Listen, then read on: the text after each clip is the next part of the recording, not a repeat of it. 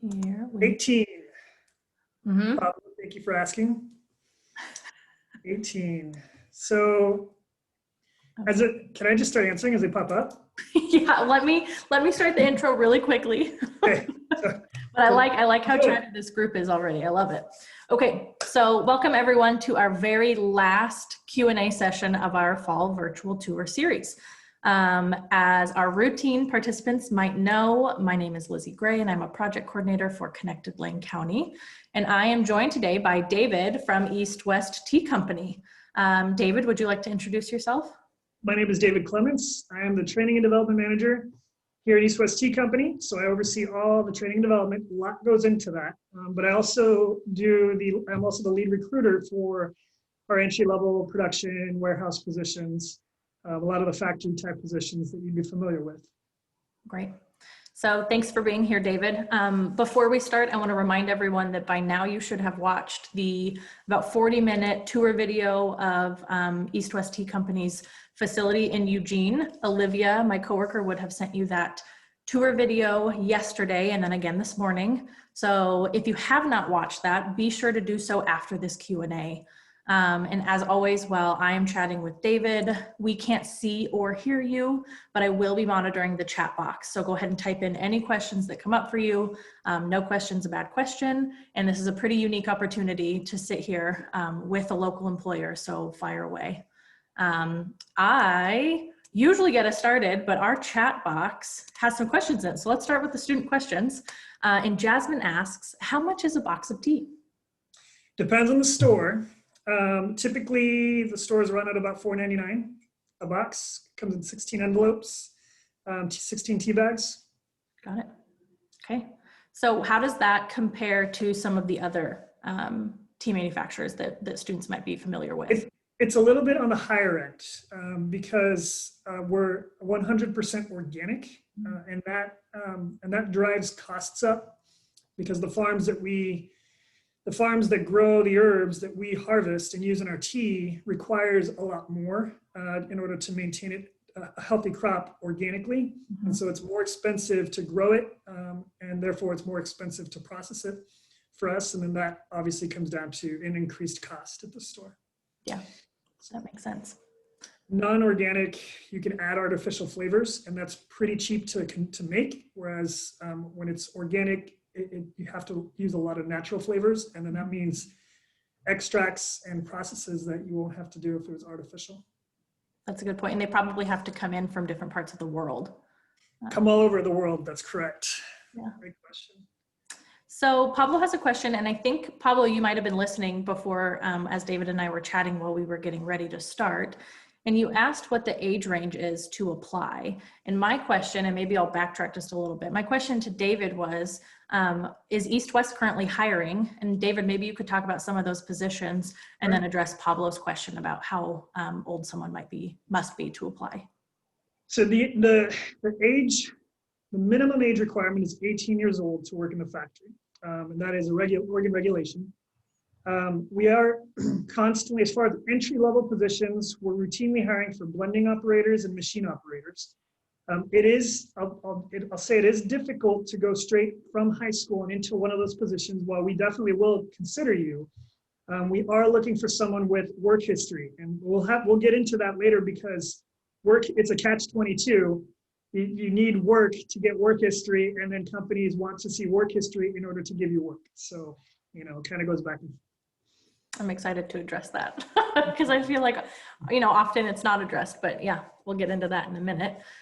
Can you describe what a did you say blending operator? Right, a blending operator is there. It's a very pivotal, important position. They are the cooks, the recipe creators. So they take the materials from the raw ingredients, different combinations of different type of herbs, and they put it all into the same container. And if you remember from the video, there was a portion where we walked through the blending room, and they were pouring bags of tea into this big silver tote. And with the bin, we call it a tote. At the end of that, one batch is 400 to 600 pounds of tea, and then it's moved with a forklift into a blending machine where it's then blended. So if you can think one box of 16 envelopes of tea altogether is about 1 ounce of tea. and you're looking at about 16 ounces of tea per pound. Oh my And gosh. now one batch is 400 to 600 pounds. And then in any given shift, a team of blending operators who work together, depending on how often they change recipes, they may create 8 to 10 different batches in an 8-hour period. Wow. So, Wow. yeah. That's very cool. It's, So, oh, go ahead. it's cool. It's not only cool, but it's cool. The idea of, we ship all over the world here, and especially the US, Canada, and Japan. So if you're in New York, you can pull a box of Yogi tea off of the shelf, and it was created here in the factory right here. And if you're a blending operator on vacation to New York or to the South in Florida, and you Yeah. pull that off, you could have easily had a hand in making that. Wow. And the facility you're talking about is right on the edge of town over off in West Eugene. That's right. Yeah, and that's a relatively new facility, is it not? It is. We've been here for 2 years. We've been in the area for 25, but the building itself we built 2 years ago. And before we had 3 different buildings, and we were traveling in Right. between, and it was just a lot. And now we're under a building that we've designed around the production and to maximize our efficiency. And now we all work together on the same roof. What a unique opportunity. That's great. It's a really impressive facility, even just driving by. Yeah, I didn't get to go on the tour this summer when we filmed the pre-recorded tour, and so someday I'll be eager to see it. Absolutely. So we talked a little bit about the age requirement. Can you talk about some of the benefits that an entry-level position might come with, and then maybe starting wages? So the entry level starts at $15 an hour, and you get a 50-cent increase at your 1 and 2 year anniversary, along with a 3% increase at each calendar year for cost of living increase. So it starts to rack up pretty quickly. A 3% increase is about 56 cents, after you've had your 50-cent increases. So, and then of course it climbs, and it's indefinite. Every year you're going to get an increase. And so we've had people here for many years who are a machine operator, and they're making mid-20s right now. Wow, that's incredible. So and that's if they just stayed in one spot and didn't move around to promote into a different position. And do you typically promote from within? We really try to. So it really depends on the employee. So just because you come in and you've been here a long time does not guarantee that you'll get promoted into a position. We need someone who wants to be promoted, puts in the work, because we need someone to perform as well as enjoy their jobs. So we're always on the lookout for someone, because we would prefer that to keep the experience that they've received from the day one and take that into their next position. Yeah, absolutely. And then what kind of benefits come along with that wage? So we offer competitive benefits, and when you're applying for a career positions, you'll see a lot of the terminology, competitive benefits. And what that means is that they're offering you insurance, medical packages, vision, and dental. So many of you may not have to worry about it right now, or probably under your parents' plan. But once you're out of the house, if you're not in college and you're on your own, and you're over 18, you're no longer under your parents' insurance. And so every time you go to the hospital, if you have a sinus infection and you decide to go into the clinic, that's a $300 bill. At least. And then you go to get the medication, and you're spending $20 on the medication for just a sinus infection. Now, if you roll your ankle and an ambulance comes and picks you up, and now you're in thousands. Yeah. So insurance covers majority of that, and you pay very little. You may pay $20 or $30 depending on your deductible. And I won't go into the specifics. It's a lot of information, but every company requires you to pay a certain amount of money, and then they cover the rest every month, because it's a premium, like car insurance. Your parents pay, or maybe you have a car and you pay a certain amount per month to cover it. Car insurance, same concept with your medical or dental if you need to get your teeth cleaned. Vision if you have eyes, glasses, or everyone has eyes, but glasses and contacts. And all of that would be paid out of pocket. So each company requires you to pay out of pocket, out of your paycheck. And some companies may require you to pay $300 or $400. Yeah. Some will require you to pay $800 every month. So imagine you're getting a $2,000 a month paycheck, but $800 of that is going into insurance, which you would normally pay $2,000, $2,500 on your own. So obviously you're very grateful that the company's covering a lot of that. Yeah. But we actually pay majority of that. So a family, if you're married with children, in my example, I pay no more than $90 a month. If you're single with no dependents, it's $45 a month, split in between 2 paychecks because we get paid every 2 weeks. That's a lot of money back into your pocket. So when you're thinking about where you want to go work and you're asking questions, of course, one of the first questions you want to ask is, well, how much am I going to be making per hour? Then you ask, how much am I going to be spending every month in medical benefits? Because you may make $15 an hour here and $16 an hour somewhere else, but pay a lot more in medical at this other company. And when you do the math, you end up only making $13 an hour per month at this other company versus here. So something to consider when you're looking at different careers. Yeah, thank you for taking the time to go down that path, because we haven't done that on any of these tours yet. And I think it's really, really important. $90 for you and a family. Correct. That's incredible. Yeah. Yeah, that's great. We have a question here. I think it's from Christian, or Chase, excuse me. How do you advertise your product? What's your marketing team like? So we have a marketing office up in Portland, and it's a strategy. We have the offices in Portland because it's easier for us to recruit higher performing candidates, because they're more likely to want to live in Portland than in Eugene because it's a bigger city and the office is a really nice skyscraper next to the river. So our marketing team is an office. They work in Portland. They work very closely with our research and development team here in Eugene. And basically the marketing team determines what's trendy right now. What do people like? What do consumers like? And, detox tea or fasting is maybe really popular right now. So they'll come to research and department and say, can we develop something for fasting? That assists with fasting. Now, for those that aren't too familiar with Yogi tea, it's a functional tea. So it's a health and wellness supplement. It's not just green tea that tastes good, but it also does something for your body. It helps your liver, supports your liver to detoxify the blood. It helps, or maybe it's a stress relief and helps downplay the nervous system a little bit so you relax. And so the research and development will say, okay, well, let's take a look at that. They consult we have an Ayurvedic doctor. An Ayurvedic doctor is someone who deals with herbs for medicine. And then he tries to figure out a combination of herbs that taste good.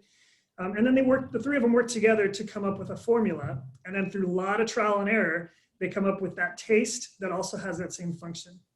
Wow. Holy smokes. So if a student learned about your company while they're, in high school in Eugene, they could potentially someday move up to Portland to work for your company just in Portland. Absolutely.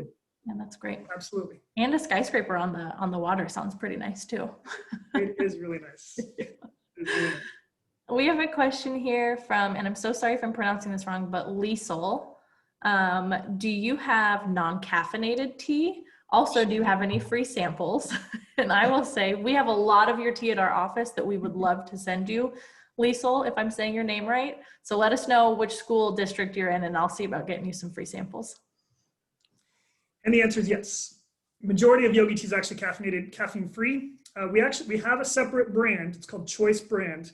And that's why we go by East West Tea Company, not Yogi. Most people know us as Yogi, but we actually created a new brand last summer that we've been selling for a year. And you'll see that on the stores. It's called Choice.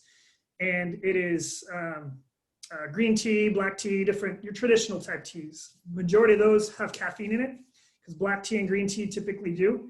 But then all the Yogis, for the most part, don't, unless it's positive energy or one of the energy type teas, and that's got added caffeine. Got it. I'm thrilled at how eager everyone is who's watching this, because this might be the first time that I don't even make it to the prepared questions we have. They're just pouring in. This is great. I love it. The next three are really aimed at you, David. Okay. So how long have you worked there and why did you decide to work there? So we'll start with those two. Good questions, because I love talking about that. So I've been here 2 years. Next month, it will be my 2-year anniversary. Super excited because when I moved to the area, I was looking for a job in a manufacturing industry. I have an educational background that really geared me towards the manufacturing industry. And I interviewed with a lot of different companies. And what I did was I did what's called an informational interview. And so it's a proactive way of trying to find a company and introduce yourself, because it's a lot of it's who you are, it's who you know, versus who you are in that sense. People need to get to know you before they feel comfortable hiring you. Because it's just like sometimes it's only a 1-hour interview, and that's hard to determine. So I went to different companies and I just asked them if I could sit down and talk to them about their company. And what I learned is different companies have different leadership philosophies. When I came and sat down with the leadership of Yogi Tea and talked to them, their leadership philosophy and how they approached the employees aligned with mine. And that's really a servant type of leadership, where if we invest in the employees, then they're going to perform, they're going to be happy, they're going to perform well. And then we're going to approach it it's going to be a win-win in that situation. So versus, being a traditional, you're a number, you just clock in, clock out, and your reward is a paycheck. And there are two different mentalities depending on the type of businesses you work. And so I was really looking for that leadership philosophy, and I found it. Wow. So did that just align a little bit too with any personal values? Yeah, I really believe that leadership is a proper leadership motivates people to do the right thing. And so someone who wants to follow you, a leader is going to develop followers that want to follow you, not because they are afraid of you or because they are being told to, but because they understand, they have a desire to. So a good business is going to have leaders that do that. In order to do that, you got to have very servant type leaders that actually truly care about the employees that they represent. Yeah. And so for me, it was very important because it aligns with my personality. Very nice. So you said that your educational background kind of pushed you in the manufacturing direction or aligns well with manufacturing jobs. Can you talk a little bit about that background? Sure. So you want me to go all the way to the beginning? I'll go all the way to the beginning. Just do it. I'm that guy who has to give you the whole backstory. So I went to college and got my bachelor's of arts in speech communication. At the time I had gone into law enforcement, so I was actually a Eugene police officer for a little while. Holy smokes. And I spent about 4 years with Eugene, and then I joined the military. And it was pretty typical. My dad was in the military, and he had retired from the military, and I had wanted to join. And so I went in as an officer and got out as a captain. I had become a company commander for a counterintelligence unit. I oversaw 7 offices out of 5 different countries in the Middle East at one point. It was a very great experience. I learned a lot of leadership skills, and that is where the leadership portion and the management portion, the skills that military has that servant leadership. If you're going to run into battle, you want people to want to follow you and trust you. And so that true leadership skills. And so I developed a lot of those through experience and development while I was with the military, along with a lot of great work ethic. And then I got my master's degree while I was in the military in industrial organization, which is, or I should back up, psychology of industrial organization. So manufacturing is an industrial organization. And the psychology of industrial organization, or for short, IO psychology is what it's called now, is the study of motivation and behavior in the workplace. And so it is about why people do what they do, why they perform well in certain circumstances and others they don't. And that's what developed my interest in working for manufacturing industry in general. Wow. And so when I got out of the military and moved back home to Eugene, that was my first goal. I wanted to start aligning myself with the manufacturing industry. And I initially wanted to work in operations, but I connected with the training development opportunity, and which really fits my personality. I have a lot of experience with training. And so it was perfect. Wow. That is not the story I thought you were going to tell. I had no idea. And I feel like you and I have been across the screen from one another a couple times. That's incredible. Wow. The third question that relates to you is, what does a typical day look like? Well, it depends on what position. And so let's do 3 positions. I'll start with mine, and then I'll wait for 2 more to pop up.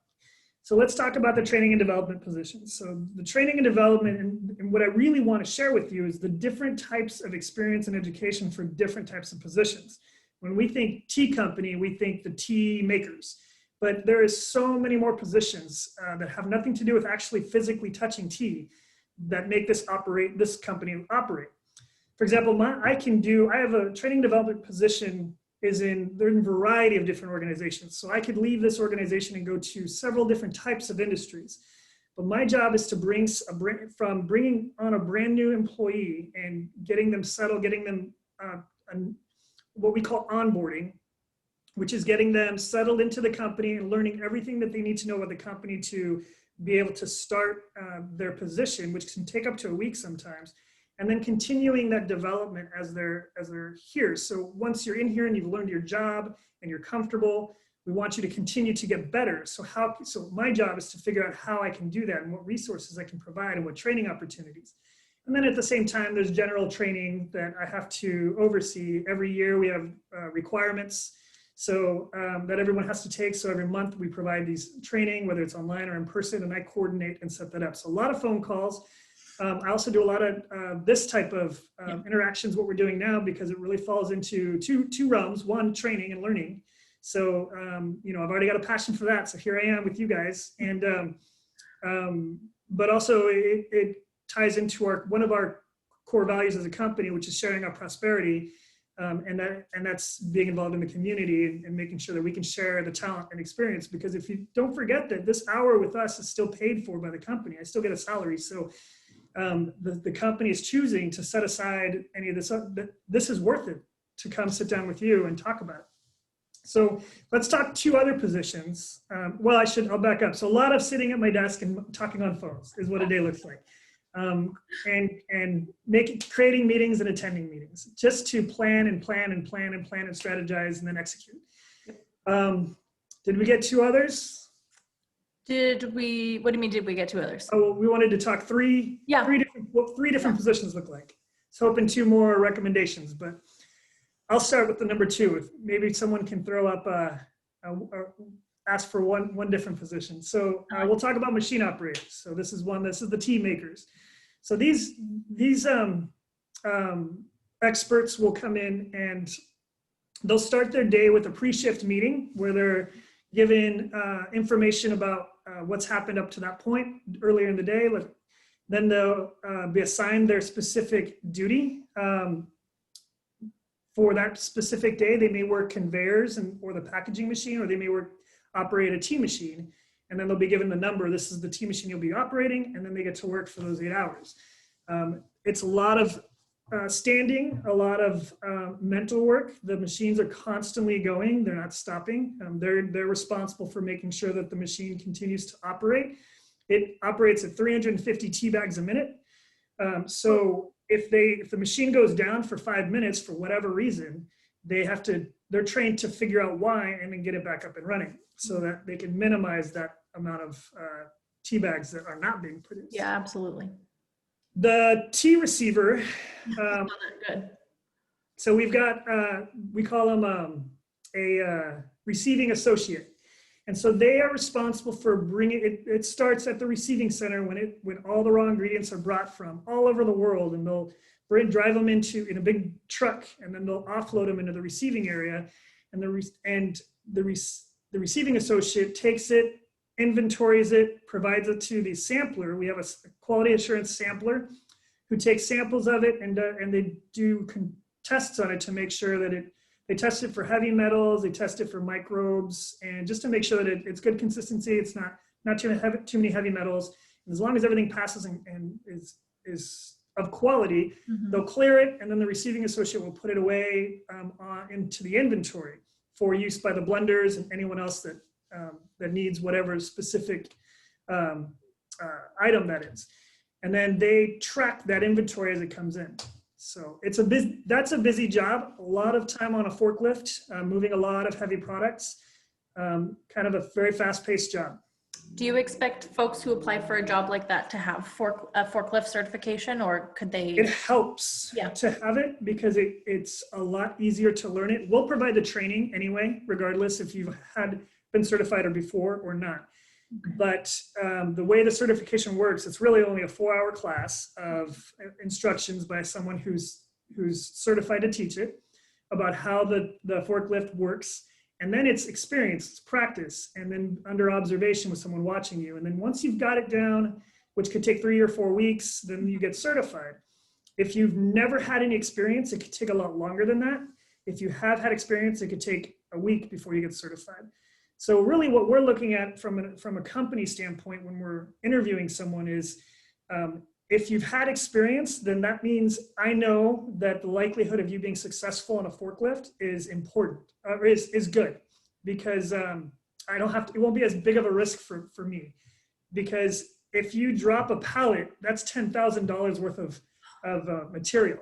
And so it's very important that not just that, the safety aspect too. Right. We can easily accidentally run into a door and damage the door or run into someone. And so we want to make sure that we choose someone that we can predict is going to be successful. And that's why just having that experience helps. Understood. Quick rapid fire question. What's your favorite kind of tea? Green, red, or black? Black. If we're going to go between those three, black. If I'm going to go through with Yogi brand, sweet tangerine, positive energy. I've had that one. That's great. That's a great one.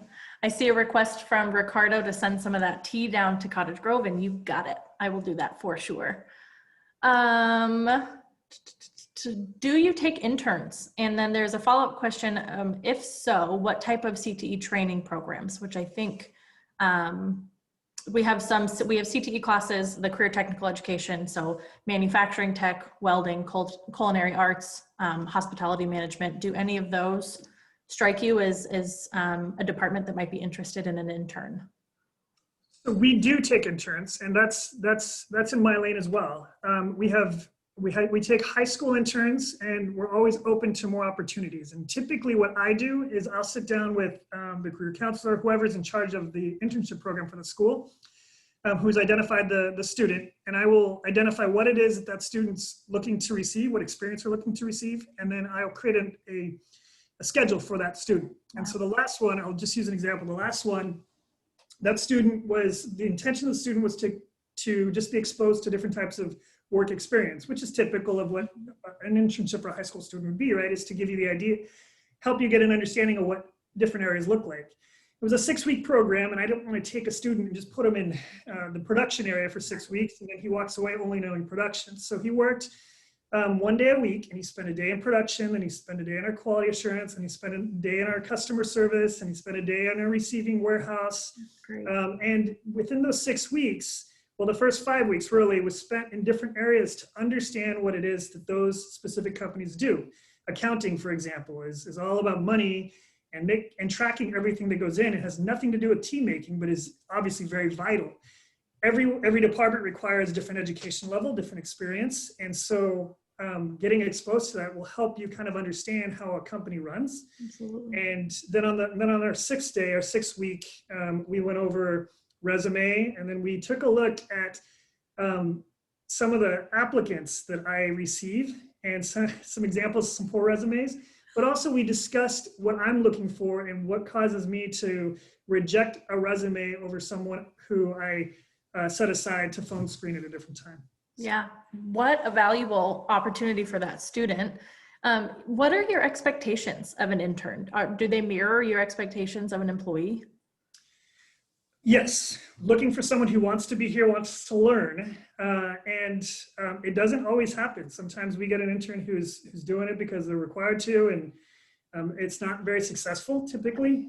They just don't show up. And then we get some who are really, really motivated, and those are the ones that learn the most and take away the most. And if you've got, if you come in here and you have a great attitude and a great work ethic, and even in those 6-week time, it's possible to leave a good enough impression that you might be able to come back after you graduate high school. So the possibility is there.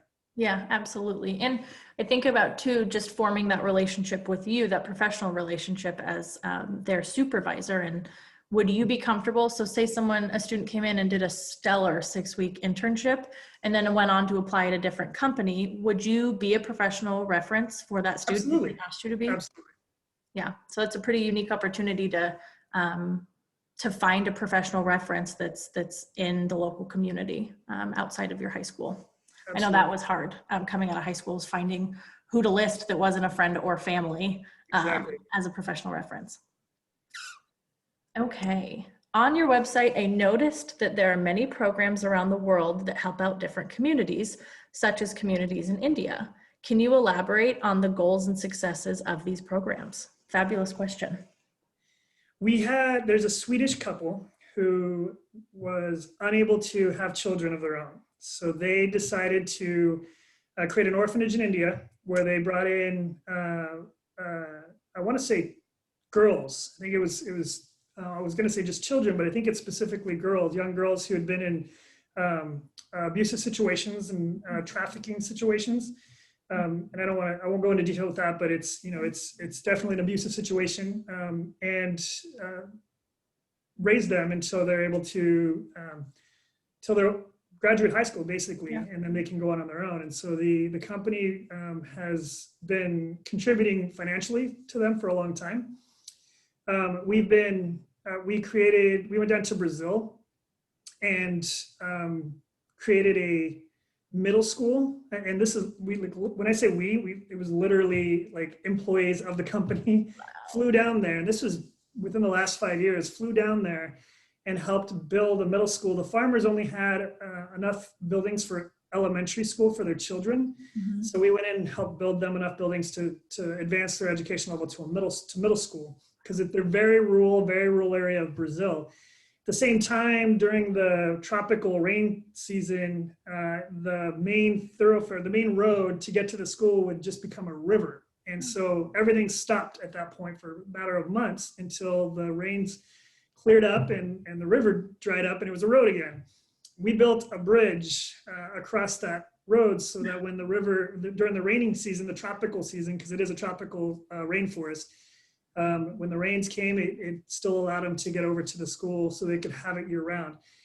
We didn't specifically, obviously we helped, but we went there and we contracted with contractors and paid for the equipment to come out and build the school itself. But we definitely, put our elbow grease into it as well. Well, yeah, absolutely. And I mean, hiring like folks that work in those communities is probably, just as beneficial to keep them in that community.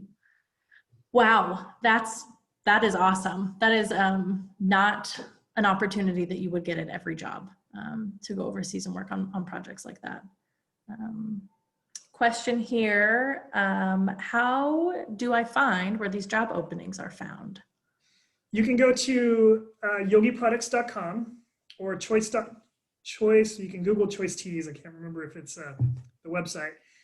Either one, you scroll to the very bottom and click on careers, and that will take you to our careers page and show you everything that's available right now.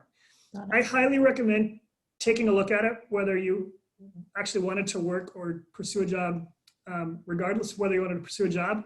Go on there and take a look at a job that you think sounds really interesting, and then look at the requirements, and then help that guide your future plans. So if you want to go into marketing, for example, what does that mean?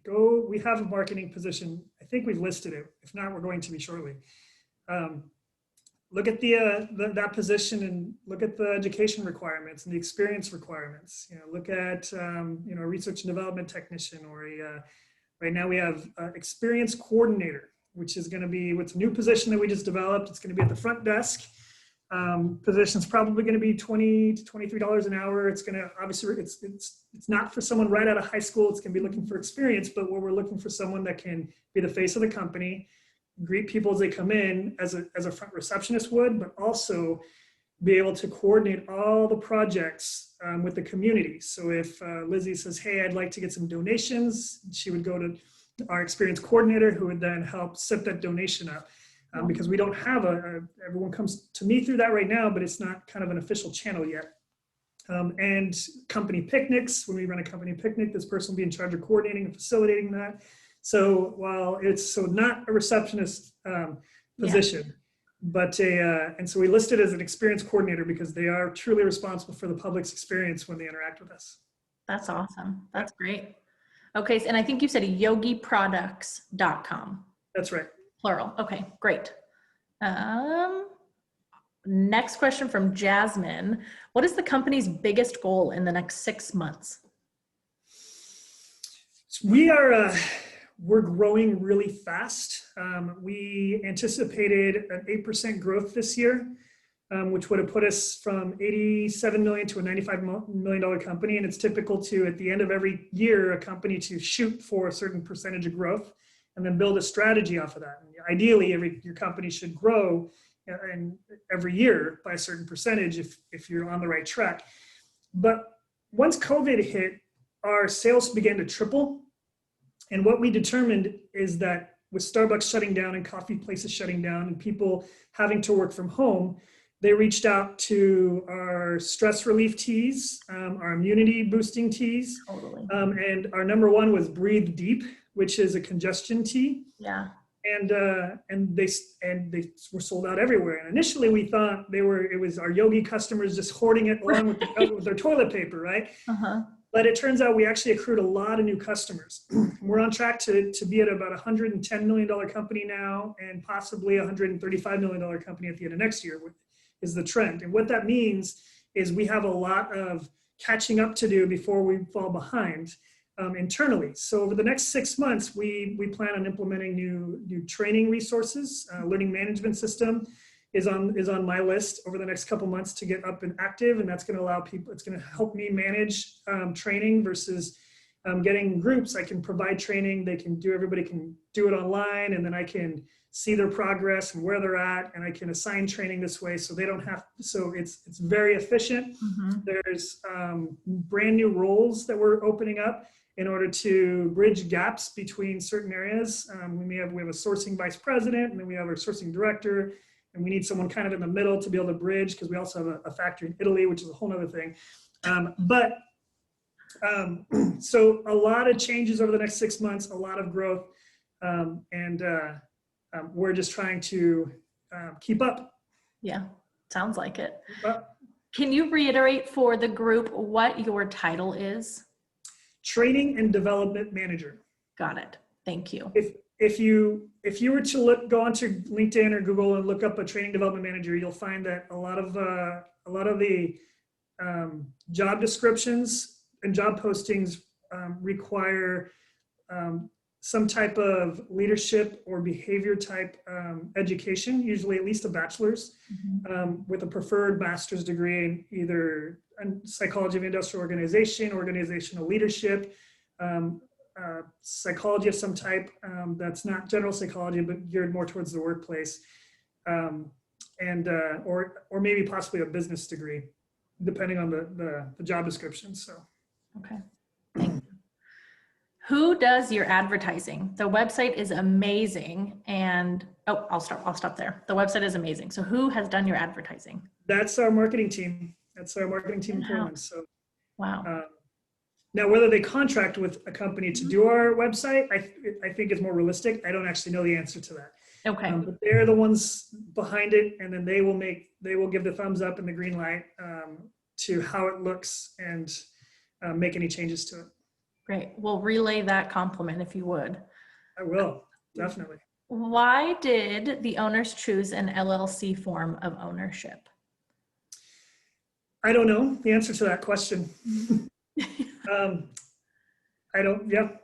pass. you get 3 passes. Okay. Great question. Thanks for stumping me. I like it. That's from a I'm business teacher. So if anyone's going to stump you, it would be him. We talked a little bit about the blender position. If you could give us a 20-second recap of what a blender does.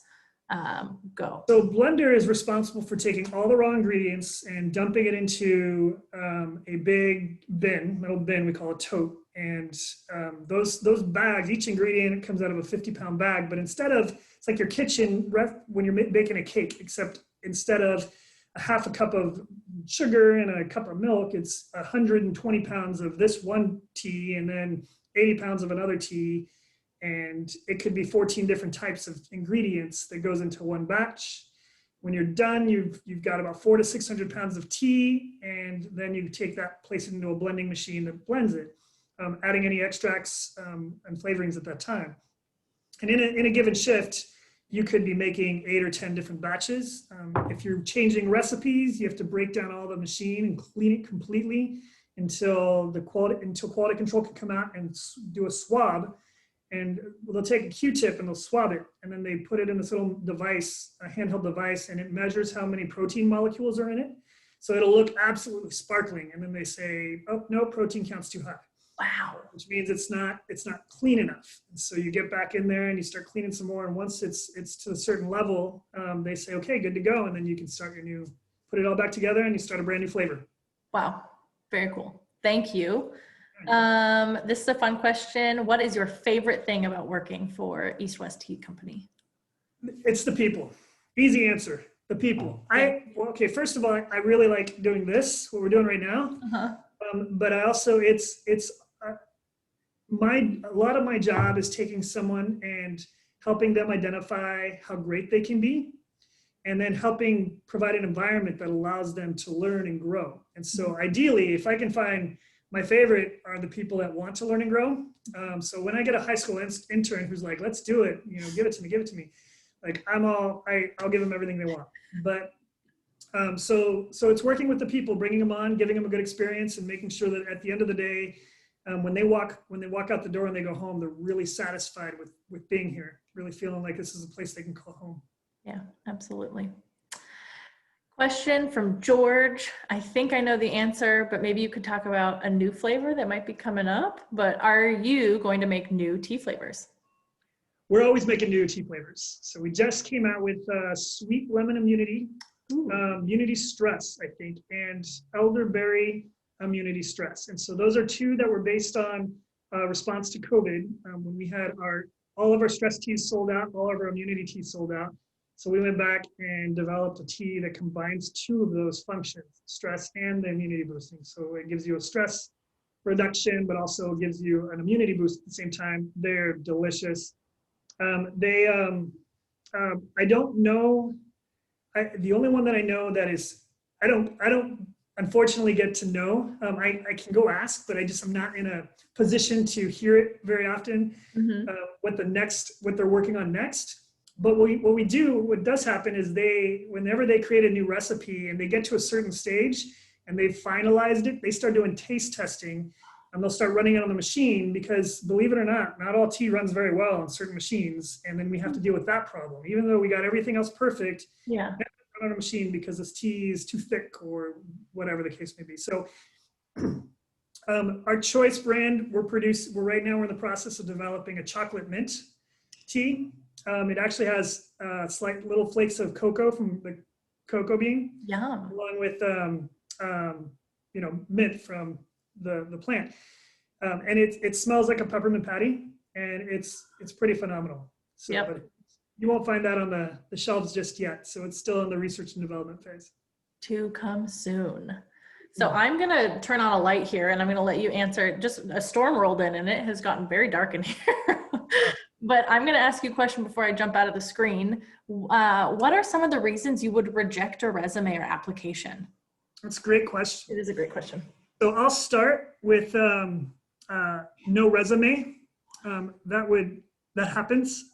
People, I'll get on, and there's typically when you are filling out your application online, and we get, it's a pain that every time you apply for a new job, their website requires you to fill in all your information. But it's just something you have to put on your things to-do list. And so then there's the resume, where you can attach your resume or you can copy and paste it. And some people just write 1 or 2 sentences of what they've done. I automatically go to the next one. Out of every 10 applicants, 1 or 2 don't post anything. They just kind of put in a sentence or 2. Not enough information for me. That tells me that if you're going to come to work for us, you're not going to put in your full effort.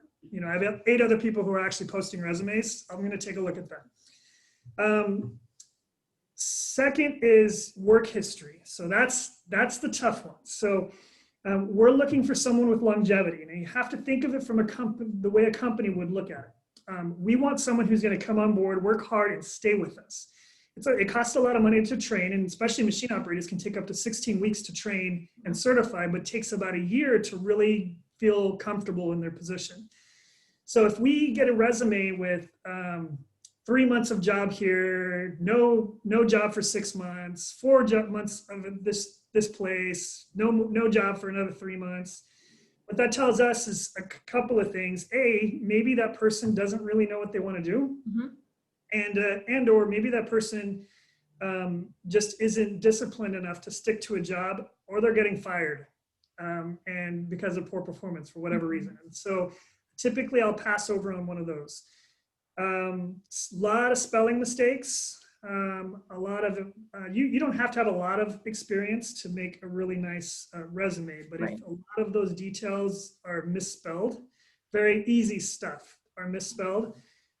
Attention to detail is what this should be. Your resume should be the best representation of you, because you're competing against every other resume. Absolutely. And so if there's a lot of spelling mistakes, and I give some leeway to it, but if it's pretty obvious, then usually I'll cut to the next person. Yeah. Those are the ones that come to mind right away. So back to your comment about seeing folks kind of jump around from job to job, and you gave 3 months as an example, but I read something, an article a little while ago that was just talking about how with different generations, staying at a company for 50 years or for 40 years is no longer the norm, and that millennials and the younger generations tend to hop to a new job every 3 to 5 years. And that's kind of the standard. Yeah. It might not speak to poor performance or what have you. Do you feel yourself adjusting to that, or does 3 to 5 years still look okay on a resume? Yeah, 3 years is great. Yeah. Because everyone, I would say, from a psychological growth standpoint, as you're developing as a person, every 3 to 5 years, your identity significantly changes. The type of person you are, especially all the way up till you're in your 30s. So an 18-year-old who graduates high school can change what they want to do in about 3 months. And that's not uncommon, because you're still learning a lot about yourself. Something that you might be 100% all in on, 3 months down the road loses its luster, and you're like, you know what, I thought this was going to be for me, and I was really serious about it, but it's just not. Mm-hmm. So when you've been at a place about 3 years, between those 3 and 5, it's really common for someone to decide they want to change. But that's also where a lot of career advancement happens too. So you've been in a position for 3 to 5 years, you're ready for the next role, the next challenge. And so you'll see a lot of times people moving to different companies as they promote. One of the things is you're getting into a lot of experience behind your belt and you're more senior, is taking a position that's lower, kind of demoting yourself. So going to a company, taking a position that's lower, because that starts to raise the question, why did you not move up or move to something very similar? Mm-hmm. Was that a performance issue? And as long as you can explain it in an interview and you have pretty good reasons for it, then it's usually not an issue. Yeah. So 3 to 5 years is really good. When our production manager likes to see 2 years, that's what he'd like to see. Okay. If you've got everywhere you've been, unless you have a really good explanation, Right. everywhere you've been has about 2 years or so, then you're a good candidate, because we want about 2 years. I think we get our investment back at about 2 years, and we're pretty happy if we can keep you for 2 years or longer. Okay, great. Good question. Yeah, thanks for, oh yeah, go ahead. Yes, real quick, before I forget, make sure your voicemails are set up and that you answer the phone and that you check your email. Because I am coming across, we're talking about rejection. Mm-hmm. I've come across applications and resumes that I liked, and I called and it would say voicemail box not set up yet, or my voicemail box is full. Yeah. And I am really busy, and so I can't leave a message. Then I may not be able to call you back for another day or 2 days. And if I have to work harder to get you to come in for an interview, then you are to get that interview, then I'm going to move on to the next person. Ideally, the same with an email. If you list your email on a resume, make sure that you're checking your junk mail, make sure you're checking your inbox on a regular basis, because if I can't get a hold of you, I usually will leave a message if there's a voicemail to leave. Yeah. And then I'll send you an email saying, hey, I'd like to connect with you for a phone screen. And if I don't hear back from you in 2 to 3 days, I might give it one more shot. And then I'll assume you're not interested. And sometimes I'll get a phone call 2 weeks later saying, I just saw your email. I'm really sorry. But at that point, it's too late, Jack. You know, I've already hired someone else. And I'm going to give an example. This is one example of so we just rejected an applicant that we actually withdrew an offer to someone because as a company, we want someone who doesn't just want a job. So when you're interviewing, you know, if they ask you, why do you want to work here? We're looking for that you have a desire to work here, a passion to work here above other areas. And so that means you've done some research, you know what we're about, and that's going to be enough for me to say, okay, you've gone above and beyond what you normally would do. We do have sometimes people say, well, I'm just looking for a job. Well, that's okay, but the next person really wants to work here. I'm probably going to lean towards them over someone who just wants a job. Yeah.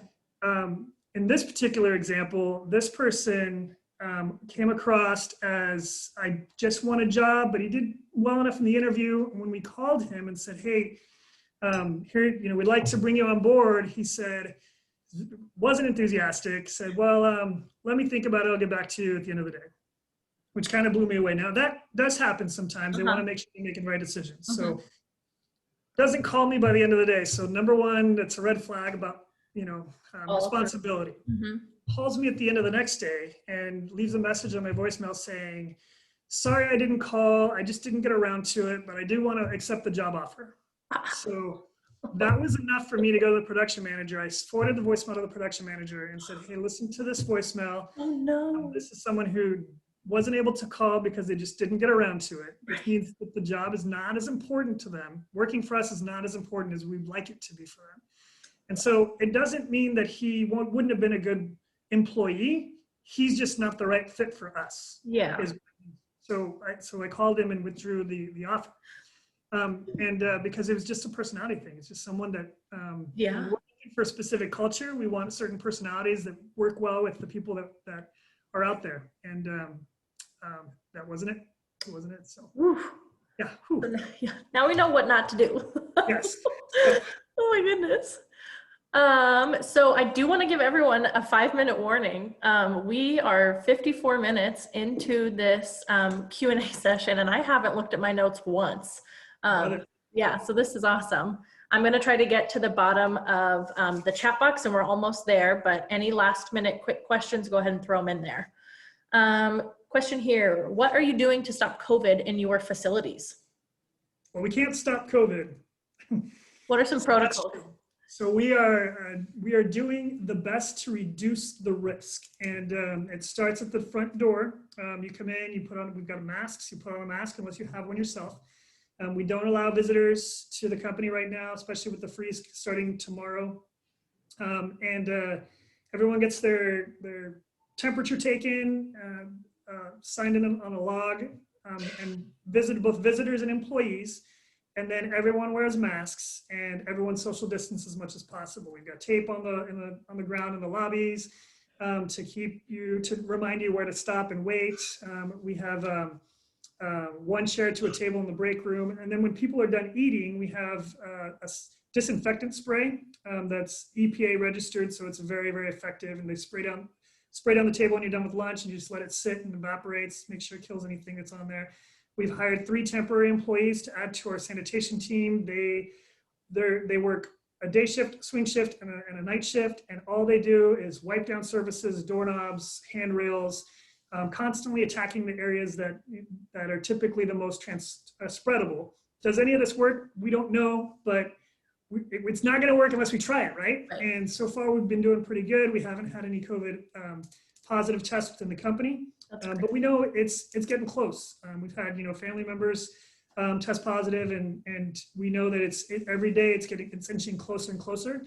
With the freeze happening starting tomorrow, we're sending majority of the people home that have the ability to work from home. Got it. Even the HR department, which we need to be here in person, we're staggering. So someone's always in the office. So I'll work a couple days from home. The reason I'm here today is because I had this, and so I wanted to make sure that there were no hiccups. Didn't want to do this one from home.